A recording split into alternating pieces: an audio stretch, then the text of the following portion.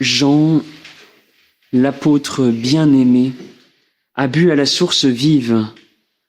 Rien ne nous étonnera plus, ni la profondeur de ses révélations, ni la force pénétrante de ses discours, ni les ardeurs de sa charité.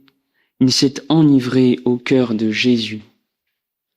C'est ce que disait notre père Jean-Léon le Prévost à propos de Saint Jean, pour qui il avait tant et tant d'affection, qui s'est abreuvé à la source.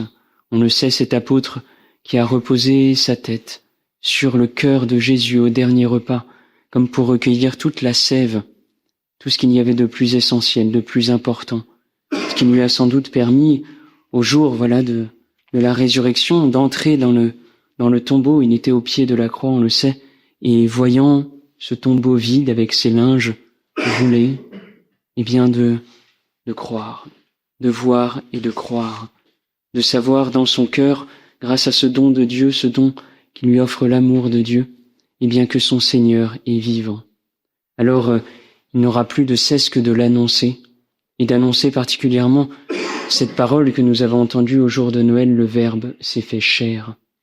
Nous l'avons entendu dans la première lecture, il le dit de manière magnifique, ce que nous avons entendu, ce que nous avons vu de nos yeux, ce que nous avons contemplé et que nos mains ont touché du Verbe de vie, du Verbe éternel, de Dieu lui-même.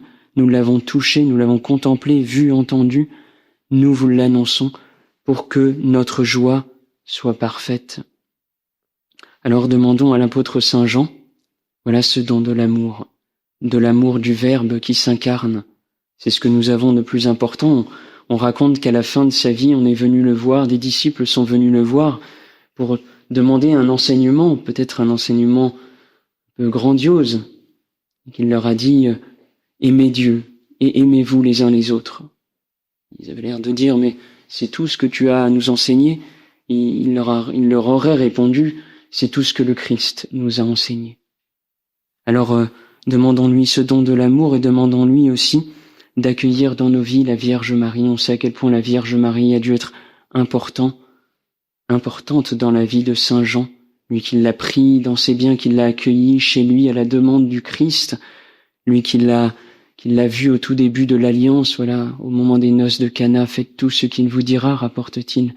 Demandons d'accueillir chez nous aussi la Vierge Marie qui nous donne le Verbe fait chair. Amen.